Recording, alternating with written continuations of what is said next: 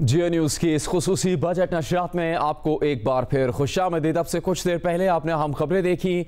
वजी सानी और पाकीज़ा जाहिद ने बात की इस्लामाबाद में वफाकी दारुल हुकूमत में जियो न्यूज़ के नुमाइंदे से, और जियो न्यूज़ ने इस बात की तस्दीक कर दी कि 17,573 अरब के हजम का बजट आज कौमी असम्बली में पेश किया जा रहा है। पिछले माली साल का बजट 18,000 अरब से कुछ ज़्यादा हजम का पेश किया गया था। इसकी भी कुछ वजूहात सामने आई हैं। किस तरह स्टेट बैंक के मुनाफे में कमी होने की वजह से भी बजट का हजम इस साल कम सामने आ रहा है।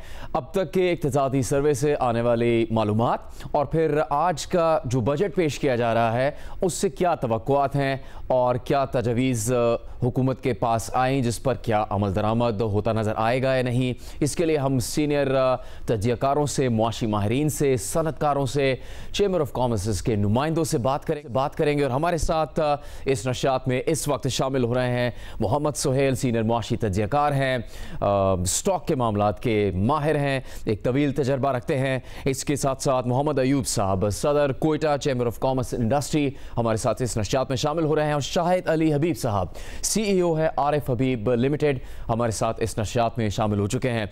शाहिद अली हबीब साहब, जो मुस्बत बातें हैं उनको भी सामने रखना चाहिए। वफाकी वज़ीर ख़जाना ने अपनी प्रेस कॉन्फ्रेंस में कहा कि मुआशी बहाली का तसलसल है जिसको लेके आगे चल रहे हैं, और जो इस्तेहकाम पाकिस्तान चाहता है मैशत में, उस रास्ते पर हम जा रहे हैं। पहुँचे नहीं, अगर इस्तेहकाम तक तो पहुँच जाएंगे। FBR की कारकर्दगी में इस्लाहात की उन्होंने बात की, पावर सेक्टर की इस्लाहात की बात की कि तारीखी रिकवरी हुई है। फिर उन्होंने कहा कि टैक्स टू GDP तनासुब 5 साल की बुलंद तरीन सतह पर है। इससे भी ज़्यादा अहम बात उनकी जानिब से कही गई कि आलमी इदारों का बेपनाह एतमाद पाकिस्तान को हासिल है। IMF हो, दीगर मुआशी इदारे, दीगर ममालिक मुआशी तौर पर पाकिस्तान पर एतमाद कर रहे हैं। इसका सबसे बड़ा क्या फ़ायदा होना चाहिए शाहिद साहब पाकिस्तान की मईशत को, और इसकी बुनियाद पर हम क्या चीज़ हासिल कर सकते हैं इस माली साल के आगाज़ पर? देखिए जुनैद साहब, इसकी वजह से बहुत ज़्यादा कॉन्फिडेंस आना शुरू हो गया है। जो हमारे बिजनेसमैन हैं और जो इंडस्ट्रियलिस्ट हैं और इन्वेस्टर्स हैं, क्योंकि जो इन्होंने फिस्कल कंसोलिडेशन किया है और जो जिस तरीके से इकोनॉमिक सिचुएशन को बेहतर किया है पिछले अगर एक डेढ़ साल में अगर आप देखें तो बहुत ज़बरदस्त तरीके से इम्प्रूवमेंट हुआ है। GDP ग्रोथ तो चले ठीक है, 2.7% की बात है, हो सकता है कि साल के आखिर तक 2.5 2.6 तक हो, लेकिन इसके अलावा जो जो इंटरेस्ट रेट जो इन्फ्लेशन जो है वो इस तरीके से उसको नीचे कर दिया गया है। और जिस तरह 4.6% का इन्फ्लेशन का नंबर है, जो कि अगर आप पिछले साल देखें इट वाज 24%, तो इसमें एक बहुत बड़ी इंप्रूवमेंट हुई है। और इसके अलावा करेंसी को जिस तरीके से इन्होंने स्टेबल रखा है, तो ये दो चीज़ें जो हैं ये बहुत ज़्यादा इंपॉर्टेंट है, जिसने हमारी टोटल जो कॉन्फिडेंस जो है वो सारे इन्वेस्टर्स का वो क्रिएट किया है। और ये भले अगर आपका टैक्स रेवेन्यू टारगेट को मीट नहीं भी करता, लेकिन जो फिस्कल कंसोलिडेशन जो है ये बहुत ज़्यादा इंपॉर्टेंट है। और ये IMF की भी डेफिनेटली रिक्वायरमेंट है। हमारा 2016 के बाद सबसे कम इन्फ्लेशन जो है इस दफ़ा रिकॉर्ड हुआ है। और आगे और आप ये देखें कि प्राइमरी सरप्लस भी जो है इस दफ़ा जो है तकरीबन 2.5 ट्रिलियन का प्राइमरी सरप्लस हुआ है, विच इज़ 2.2% ऑफ GDP। और अगला भी प्राइमरी सरप्लस एक्सपेक्ट कर रहे हैं। तो ये सारी पॉजिटिव चीज़ें, ये दो प्राइमरी सरप्लस 2 साल के जो हुए हैं, इस साल का भी 25 का भी और 24 का भी, ये मेरे ख्याल से तो पिछले 20 साल में मेरे ख्याल से ये पहली मर्तबा हुआ है कि 2 कंसेक्यूटिव ईयर्स में जो है प्राइमरी सरप्लस हुआ। तो ये सारी पॉजिटिव चीज़ें हैं और ये फिस्कल कंसोलिडेशन को ही आगे परस्यू करना चाहिए। बिकॉज जितनी इकोनॉमी के ऊपर जितनी हमारा कॉन्फिडेंस आएगा और जितनी स्टेबिलिटी होगी, उतना ही नई इन्वेस्टमेंट आना शुरू हो जाएगी।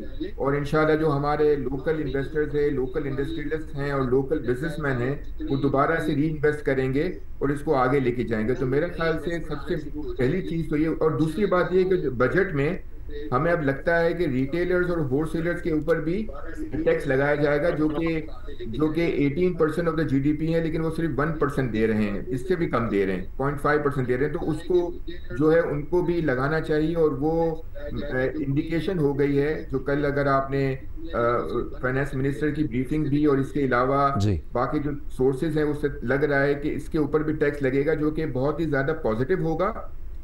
और जो हमारी जो डॉक्यूमेंटेड सेक्टर है और जो सैलरीज हैं, उस पे कभी इम्कानात हैं कि अभी एडिशनल नहीं होगा कोई भी टैक्स, जिसकी वजह से मार्केट भी बहुत ज़्यादा स्ट्रांग हो रही है कि अब नई टैक्सेशन जो है वो डॉक्यूमेंटेड सेक्टर के ऊपर जो ऑलरेडी बहुत ज़्यादा टैक्सेस दे रहे हैं, बल्कि उसमें हो सकता है थोड़ी कमी हो, लेकिन बढ़ेगा नहीं एटलीस्ट, जिसकी वजह से ओवरऑल जो सेंटिमेंट है वो पॉजिटिव हो गए।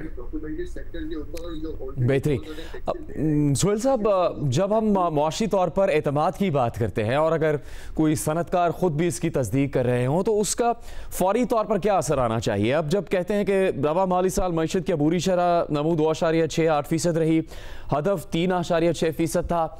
अगर कोई ये तवक्को करे कि ग्रोथ रेट बढ़ना चाहिए तो फिर वज़ीर ख़जाना साथ ये भी कहते हैं कि बहुत तेज़ी भी नहीं दिखानी, मईशत में गर्मी भी नहीं लानी, शुगर रश ना हो, बहुत ज़्यादा इंपोर्ट्स ना खुल जाएं, बैलेंस ऑफ पेमेंट ख़राब ना हो जाए पाकिस्तान में। तो फिर सही तरीका क्या होगा तरक्की को मद्देनज़र रखते हुए आगे बढ़ने का? बिस्मिल्लाहिर्रहमानिर्रहीम। Thank you Junaid. देखें, जो 2 साल पहले पाकिस्तान में क्राइसिस था, आप जून 2023 के हालात देख लें, उस वक्त ना डॉलर थे, ना आपका इन्फ्लेशन 20% के करीब था, पूरी क्राइसिस लाइक सिचुएशन थी। तो अल्हम्दुलिल्लाह ये 2 साल का जो कंसोलिडेशन हुआ है या जो तकलीफ है अवाम ने झेली है या बेरोजगारी हुई है, उसका पॉजिटिव आउटकम ये निकला है कि अभी वो क्राइसिस नहीं है। आज की तारीख में इन्फ्लेशन कम है, आज की तारीख में करेंसी की कोई शॉर्टेज नहीं है, करेंसी स्टेबल है। अलबत्ता इकोनॉमिक ग्रोथ सफ़र की है। मेरा ख्याल में कंसोलिडेशन जब होती है तो उसमें इकोनॉमिक ग्रोथ सफ़र करती है। और मैं आपको बताऊं कि कंसोलिडेशन का मकसद ये है कि 2017 के बाद पाकिस्तान में पिछले 7 साल में जो फिस्कल डेफिसिट था, हुकूमत का जो खसारा था, वो 7 to 8% ऑफ जीडीपी था। ये दुनिया में कहीं नहीं होगा कि 6-7 साल तक आप इतना खसारा किए जा रहे हैं, एक्सपेंशनरी बजट दिए जा रहे हैं, जिसकी वजह से इकोनॉमी को कर्टेल करना पड़ा, खर्चों को कर्टेल करना पड़ा और बहुत ज्यादा रेवेन्यू बढ़ाए गए। 2 साल में जो टोटल रेवेन्यू है वो ऑलमोस्ट डबल हो गए हैं। अब उसका नतीजा ये निकला इस तकलीफ का या अनपॉपुलर मेजर का कि जीडीपी फिस्कल डेफिसिट है वो 5.5% हो गया है और अगले बजट में शायद हुकूमत उसको 5% से कम करने जा रही है। तो ये सारी चीजें या ये तकालीफ इसीलिए बर्दाश्त की जा रही हैं कि हम इसको जो ग्रोथ है उसको ग्रेजुअल देखें और सस्टेनेबल देखें। तो मुझे तो लगता है कि कोई ग्रोथ का फेज पाकिस्तान में बहुत जल्द नहीं आने वाला। अगला साल अगर बहुत अच्छा हो जाएगा, जो मुझे लगता है कि कुछ अच्छा होगा, जो 2 साल से टैक्स भरे बजट थे, इस दफा टैक्स भरा बजट नहीं होगा। टैक्स लगेगा, शायद नॉन फाइलर्स को लगेगा, शायद कैश ट्रांजैक्शन पे लगेगा, शायद उन लोगों पे लगेगा जिसको एग्जेम्पशन मिली हुई है, चाहे वो इनकम टैक्स ही है या जीएसटी के। मुझे नहीं लगता कि जो ऑलरेडी टैक्स से लदे हुए हैं, चाहे वो कॉर्पोरेट है, चाहे वो सैलरीड क्लास है, उन पर मजीद टैक्स लगेगा, बल्कि कम होने की उम्मीद है। तो उस सबको देखते हुए अगर 4% हमने ग्रोथ कर ली तो वो भी एक डिसेंट ग्रोथ होगी। अगला साल अगर रिजर्व्स पाकिस्तान के अच्छे हो जाएं तो पाकिस्तान को 4.5-5% ग्रोथ टारगेट करना चाहिए। तो आपका जो सवाल है कि ग्रोथ, ठीक है, हम सफर कर रहे हैं, मगर एक सस्टेनेबल ग्रेजुअल ग्रोथ हमने पाकिस्तान की तारीख से सबक सीखा है, is far better than boom and bast cycle के आप 3% से 6% हो जाए, फिर 6% से क्राइसिस आ जाए। तो मेरे ख्याल में ये जो हुकूमत के 2 साल के इक़दाम हैं वो सही सिमत में है, जिसकी इंडोर्समेंट सिर्फ मैं नहीं कर रहा, IMF भी कर रहा है, जिसकी इंडोर्समेंट फिच रेटिंग एजेंसीज और दूसरी international agencies including overseas chamber भी कर रहे हैं। जी सही। अयूब साहब, बलूचिस्तान बॉर्डर तिजारत के एक मरकज़ में से है पाकिस्तान के। जब हम पाकिस्तान में उन चीज़ों की बात करते हैं, उन अजनास की या दीगर मसनूआत की जिनके ज़रिए से पाकिस्तान तिजारत में इजाफ़ा कर सकता है, एक्सपोर्ट्स कर सकता है, पैसा कमा सकता है, पाकिस्तान में ला सकता है, तो उसमें अक्सर बहुत ज़्यादा कमी नज़र आती है। जो भी हदफ मुकर्रर किया जाता है वो हासिल नहीं हो पाता। आपकी इससे मुतालिक क्या राय है? तिजारत के फ़रोग़ के लिए क्या किया जाना चाहिए और अब जो बजट आ रहा है उससे क्या तवक्कुआत है आपकी? हासिल नहीं हो पाता। आपकी इससे मुतालिक क्या राय है? तिजारत के फ़रोग़ के लिए क्या किया जाना चाहिए और अब जो बजट आ रहा है उससे क्या तवक्कुआत है? हासिल नहीं हो पाता। आपकी इससे मुतालिक क्या राय है? तिजारत के फ़रोग़ के लिए क्या किया जाना चाहिए और अब जो बजट आ रहा है उससे क्या तवक्कुआत है? अयूब साहब, आपको मेरी आवाज़ आ रही है?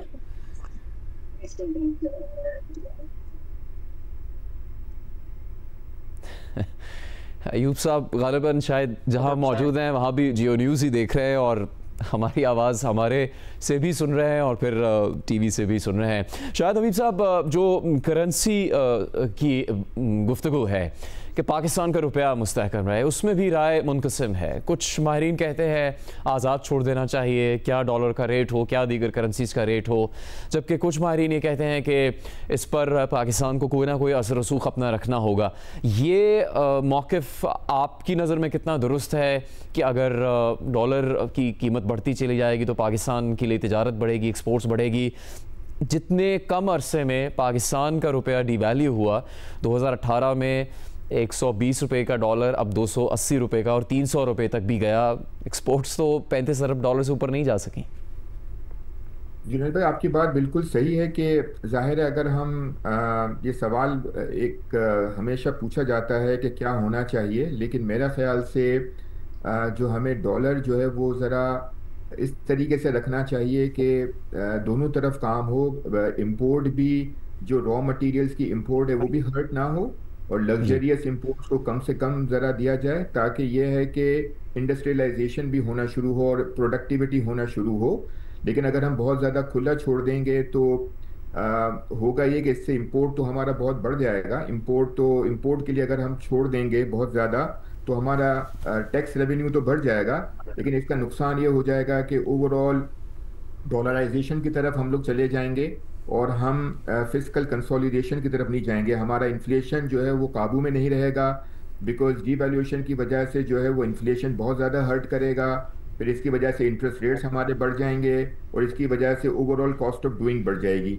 तो ये बहुत ही अच्छे तरीके से मेजर किए गए हैं कि हमने ऑल्दो हमने कॉम्प्रोमाइज़ किया है, हमने डीवैल्यूएशन नहीं किया, हमने इंपोर्ट पे काबू पाया। तो इंपोर्ट के काबू पाने की वजह से हमें अच्छा खासा हमारा रेवेन्यू, जो इंपोर्ट ड्रिवन रेवेन्यू था, वो उसके ऊपर हमने कॉम्प्रोमाइज़ किया। लेकिन इसका फ़ायदा ये हुआ कि ओवरऑल इकोनॉमी जो है आज जहाँ पे खड़ी है और आज जो जिस इन्फ्लेशन पे हम खड़े हैं और जो करेंसी की हमारी सिचुएशन है, इससे बहुत ज़्यादा कॉन्फिडेंस आना शुरू हो गया है। मुझे लगता है कि हमारे लोकल इन्वेस्टर्स का तो बहुत अच्छा खासा कॉन्फिडेंस आ गया है, और अगर ये कंटिन्यू रहा तो फॉरेन इन्वेस्टर्स का भी कॉन्फिडेंस आना शुरू होगा। फॉरेन इन्वेस्टर्स हमेशा उस वक्त आते हैं जब आपका डीवैल्यूएशन बहुत ज़्यादा ना हो, बहुत ज़्यादा अगर आप वोलेटिलिटी होती है अगर पीकेआर डॉलर पैरिटी में, तो वो डेफिनेटली वो इनको एक बहुत ज़्यादा नेगेटिव सिग्नल जाता है। और उसमें अगर हम एक ग्रेजुअल अगर डीवैल्यूएशन हो तो भी सही है। ग्रेजुअल का मतलब ये है कि अगर इंटरेस्ट रेट डिफरेंशियल और इन्फ्लेशन डिफरेंशियल का जो होता है,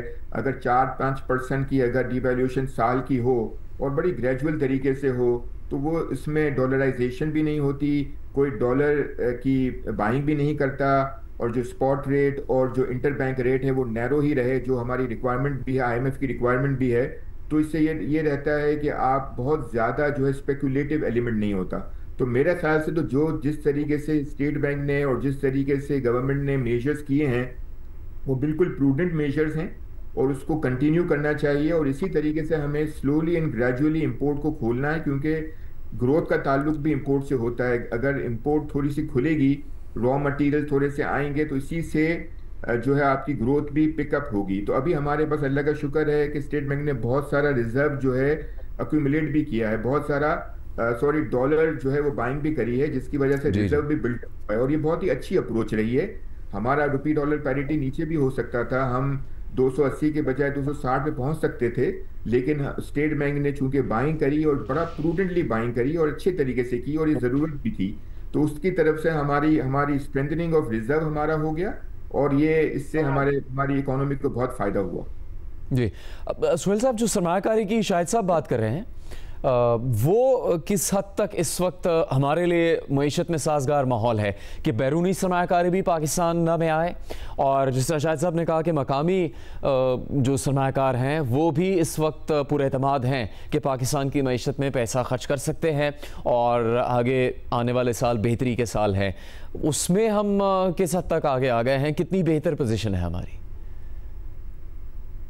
देखिए, ये बहुत बड़ा चैलेंज है पाकिस्तान जैसे मुल्क में, स्पेशली अगर आप पिछले 6-7 साल का मवाजना करें तो पाकिस्तान में पॉलिटिकल इंस्टेबिलिटी रही है, बेशुमार हुकूमतें आई चली गई, और और उससे ज़्यादा फाइनेंस मिनिस्टर आए और चले गए।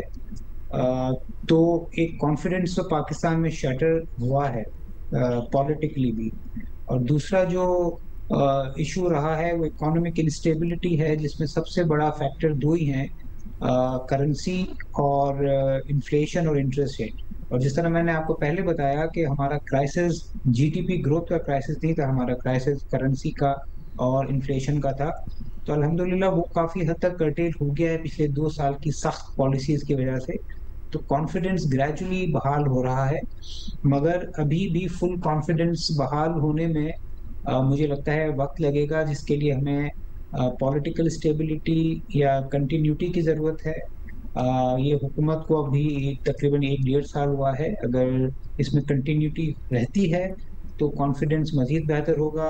दूसरी जानिब हमें इन्फ्लेशन और इंटरेस्ट रेट जो मैं ये नहीं कहूँगा कि कम होने चाहिए, रीजनेबल होने चाहिए, जो अब मेरे ख्याल में पहुँच गया है इंटरेस्ट रेट काफ़ी हद तक रीजनेबल। इसमें भी हमें कंटिन्यूटी देखने में आनी चाहिए, जिसके लिए हुकूमत को सख्त इकदाम कर रही है फिस्कल और मॉनेटरी साइड पे, क्योंकि अगर जिस तरह भी हमने लूज छोड़ दिया तो इन्फ्लेशन बढ़ जाएगा, इंटरेस्ट रेट बढ़ जाएगा। एंड फाइनली करेंसी की स्टेबिलिटी जरूरी है। पिछले 2 साल में तो करेंसी काफी स्टेबल हुई है, मगर उसको मजीद स्टेबल देखने के लिए पाकिस्तान को फॉरेन एक्सचेंज रिजर्व जो हैं जो बेहतर हुए हैं, जी। मगर अभी भी जो अपना डिजायर्ड लेवल से कम है। तो अगर रिजर्व लेवल बढ़ जाए तो करेंसी में भी स्टेबिलिटी आएगी। तो मेरे ख्याल में अगले 1-2 साल अगर इसी तरह हमारी परफॉर्मेंस रही तो आई एम ऑप्टिमिस्टिक कि पाकिस्तान में लोकल सरमायाकारी तो आएगी, इसके साथ फॉरेन डायरेक्ट इन्वेस्टमेंट भी काफी बढ़ सकती है अगले 2 साल में, अगर यही राइट। इकोनॉमिक स्टेबलाइजेशन का ट्रेंड जारी रहा तो। मोहम्मद सुहेल साहब और शाहिद अली हबीब साहब से जियो न्यूज़ की इस खुसूसी नशरियात में बात जारी है। मज़ीद सवालात उनके सामने रखेंगे। आज बजट पेश किया जा रहा है, बहुत से लोगों को उम्मीद है कि बजट में कोई अच्छी खबर होगी। बहुत से लोग बहुत ज़्यादा पुरुमीद नज़र भी नहीं आ रहे, लेकिन एक बात पर इत्तफाक नज़र आ रहा है मुख्तलिफ माहिरीन और मुआशी तज्ज़ियाकारों की राय में कि मईशत इस्तेहकाम की जानिब गामजन है। इससे वफाकी वज़ीर ख़जाना के मौक़िफ़ पर जो सवालात उठ रहे थे उसका जवाब मिल रहा है कि अक्सरियत उनसे इत्तफाक करती नज़र आ रही है। हमारे साथ इस वक्त शाहिद अली हबीब साहब CEO आरिफ हबीब लिमिटेड और मोहम्मद सुहेल सीनियर मुआशी तज्ज़ियाकार मौजूद हैं। शाहिद अली हबीब साहब, जब टैक्सेशन की बात आती है बहुत ज़्यादा पूरे बरस की बात होती है कि पाकिस्तान में तनख्वाहदार तबका ही सबसे ज़्यादा टैक्स देता है और दीगर शोबों को जो टैक्स देना चाहिए वो उन पर लगाया नहीं जाता, लगाया जाए तो अदा नहीं करते। आपने भी होलसेलर्स की बात की कुछ देर पहले, तो अमेरिका जैसी बड़ी मईशत में तो वो सनतकार और अरबपति लोग मौजूद हैं जो ख़ुद कहते हैं कि जो जितने बड़े सनतकार हैं, जितने ज़्यादा अरबपति हैं, उनके ऊपर ज़्यादा टैक्स लगाना चाहिए। बिल गेट्स एलानिया ये कह चुके कि उनके समेत उन जैसी और शख्सियात पे और भी ज़्यादा टैक्स लगाना चाहिए। पाकिस्तान में भी कोई शोबा है जो ख़ुद से तैयार हो ये कहने के लिए कि हाँ हम टैक्स देने के काबिल हैं और हम पर टैक्स लगाया जाना चाहिए? जुनेद, आपकी बात उस वक्त सही होगी जब पाकिस्तान में सारे सेक्टर्स पहले टैक्स देना शुरू करें। आई थिंक हमें गवर्नमेंट ने बड़ा अच्छा स्ट्रक्चरल रिफॉर्म किया कि फरवरी में एग्रीकल्चरल टैक्स जो है वो लग गया। अब प्रोविंसेस जो है वो उस पर लगा रहे हैं और अभी भी सारे प्रोविंसेस ने इसको लागू नहीं किया, लेकिन इंशाल्लाह हो जाएगा। और हम चाहते हैं कि होलसेल और रिटेलर्स भी पहले जो है वो इसमें अपना चिप इन करें, अपना कंट्रीब्यूशन। और अगर वो चिप इन कर लेते हैं, अगर हम 400-500 बिलियन वहाँ से जनरेट कर देते हैं और एग्रीकल्चर से अगर हमें अगर प्रोविंसेस का सरप्लस क्रिएट होता है, देखिए ना, हमारा 60% ऑफ हमारा टैक्सेस जो है वो प्रोविंसेस की तरफ चला जाता है। और अगर हम ये देखें कि हमारे फेडरल के पास कुछ बचता नहीं है, जिसकी वजह से आपकी नज़रें सिर्फ सैलरीज की क्लास के ऊपर और कॉर्पोरेट जो टैक्सेस है उसके ऊपर लगी हुई होती हैं, तो हमें मेरे ख्याल से सबको, सारे सेक्टर्स को हमें जो है टुगेदर होना पड़ेगा, इस जो है इसमें कंट्रीब्यूशन करना पड़ेगा। और इसके बाद जाके आपकी बात बिल्कुल सही है कि जब वहाँ से अगर हमारी ऑटोमेटिकली तरक्की होगी, सब लोग अगर अपना चिपिंग करेंगे, तो जो दूसरे डॉक्यूमेंटेड सेक्टर है जो सुपर टैक्स भी दे रहा है, जो ऑलरेडी कॉर्पोरेट टैक्स भी दे रहा है, हम तो कॉर्पोरेट टैक्स जो है वो कम करने की वो कर रहे थे, लेकिन चूंकि हमारी जो स्टेट ऑफ द इकोनॉमी की जो कंडीशन है वो अभी हो नहीं सकता। सैलरीज के ऊपर तो मुझे लगता है कि कम ज़रूर होगा और गवर्नमेंट इस दफ़ा जो है वो रिलीफ देगी। और हमें ऐसा लगता है कि जो प्राइमरी सरप्लस जो अगले साल का जो नज़र आ रहा है कि 1.8 1.9 ट्रिलियन का जो प्रोजेक्टेड है और इस दफ़ा 2.2 ट्रिलियन हुआ, इसका मतलब है कि कम प्राइमरी सरप्लस होगा अगले साल। तो इससे लग रहा है कि गवर्नमेंट का जो मेजर होगा जो डॉक्यूमेंटेड सेक्टर के ऊपर और जो सैलरी क्लास के ऊपर है वो कम के ऊपर होगा, कम टैक्सेशन के ऊपर होगा। अगर आप मुकाबला करना चाहते हैं जिन इकोनॉमीज की आपने बात करी है, तो वहाँ पे कॉर्पोरेट टैक्स जो है वो इतना ज़्यादा नहीं है जो यहाँ पे है। अगर हम आप देखें कि 29 प्लस 39 प्लस 15, 29% कॉर्पोरेट टैक्स है, 10% सुपर टैक्स है, 15% डिविडेंड टैक्स है। तो ये मिला मिलू के अगर हम 50% से ज़्यादा जो है अगर हम कॉर्पोरेट टैक्स दे देते हैं, वो कहीं पे भी आपको नज़र नहीं आएगा, किसी भी मुल्क में नज़र नहीं आएगा। अगर आप बैंकिंग सेक्टर देखें वो तो बहुत ज़्यादा टैक्स दे रहा होता है, वो कहीं नज़र नहीं आता। लेकिन अगर हम ये सारे इदारे जो है, सारे सेक्टर्स जो हैं वो अग्री करेंगे आपकी बात पे, प्रोवाइडेड कि दूसरे सेक्टर्स भी देना शुरू करें और अपना कंट्रीब्यूशन जो है इसमें डालें। सोहेल साहब, मेरे पास कुछ आदाद शुमार मौजूद हैं माजी के। 2008 के जो आदाद शुमार हैं उसमें FPR की रेवेन्यू कलेक्शन 1008 अरब रुपए थी। अब 17 साल में 10,000 अरब पर आ गए हैं। जो भी हदफ मुकर्रर करते हैं उससे कुछ पीछे ही रहते हैं। अब शहबाज शरीफ साहब जो कि वज़ीर आज़म है पाकिस्तान के, वो ख़ुद भी ज़ाती दिलचस्पी लेते हैं आदाद शुमार में। जब हदफ से पीछे था FPR तो उन्होंने कहा कि IMF से जो रियायत मिली उससे कुछ बढ़ाकर उन्होंने हदफ रखा जो कि 12,000 अरब से कुछ ऊपर है। जंग ग्रुप, दी न्यूज़ और जंग के नुमाइंदे महताब हैदर इससे मुतालिक आदाद शुमार सामने ला भी चुके हैं। गुज़श्ता रोज़ भी उन्होंने इससे मुतालिक बात की प्रेस कॉन्फ्रेंस के बाद। क्या होना चाहिए इक़दामात टैक्स रेवेन्यू को बढ़ाने के लिए पाकिस्तान में, और वो शोबे जो टैक्स नहीं दे रहे उनसे किस तरह टैक्स लिया जाएगा? लेकिन जुनैद, मैं दो चीज़ें क्लैरिफाई कर दूं कि ये जो हुकूमत FPR का जो टैक्स कलेक्शन है इस साल 12,000 से तो ऊपर ही होगा। हुकूमत ने 13,000 का टारगेट रखा था और 1,000 से ऊपर जो है वो पेट्रोलियम का PDL है। तो हम 13,000 अरब रुपए से ज़्यादा इस दफ़ा टैक्स जमा करेंगे और पाकिस्तान का जो GDP है वो 115 ट्रिलियन है। तो ये कुछ 10.5% बनता है। अच्छा, अगर हम वैसे मवाजना करें तो ये बहुत कम है। हम जून में हैं, 10 जून है। आपको उम्मीद है कि जून में वो टारगेट पूरा हो जाएगा? जो आखिरी जो आदाद शुमार आए थे वो 11,000 अरब से कम थे। जी, तो आखिरी महीने में एडवांस टैक्स वगैरह करके 800 या 900 आ जाएंगे, तो ये 12 के करीब हम पहुंचेंगे। 1.1 का पेट्रोलियम डेवलपमेंट लेवी है, वो भी टैक्स है। आज से 3-4 साल पहले वो पार्ट था FBR के रेवेन्यू का, उसको अलग कर दिया, मगर वो भी टैक्स है, सेल्स टैक्स है। तो 13,000 अरब जो है वो रिलेटिव टर्म में 10.5% बनता है, जिसका फाइनेंस मिनिस्टर ने भी कहा था 5 ईयर हाई है। ये हमने एक बड़ी अचीवमेंट की है, ऑल्दो जो आइडियल है उससे कम है। अच्छा, दूसरा देखें, आपको भी पता है, मुझे भी पता है, शाहिद को भी पता है कि हम बहैसियत कौम जो हैं हमारी गवर्नेंस बहुत ही वीक है। कोई भी जब तक पकड़ा नहीं जाता या जब तक उसको सिस्टम नहीं पकड़ता या जब तक उसका CFO नहीं पकड़ता या जब तक उसको कंजम्पशन में नहीं लगता, कोई भी खुद टैक्स देने को तैयार नहीं है। तो मेरे ख्याल में पाकिस्तान जैसे मुल्क जहाँ पे गवर्नेंस बहुत ही वीक है, उसका हल डिजिटाइजेशन है, ऑटोमेशन है। आज जुनैद, आप अपना टैक्स रिटर्न आयरिस पे फाइल करें तो आपके बैंक से कितना रिटर्न है, आपके सुकूक से कितना रिटर्न है, उस पर कितना टैक्स कटा है, आपके जो एम्प्लॉयर हैं जियो ने कितना टैक्स काटा है, वो वहां पे पार्शियली मौजूद है, जो 10 साल पहले नहीं होता था।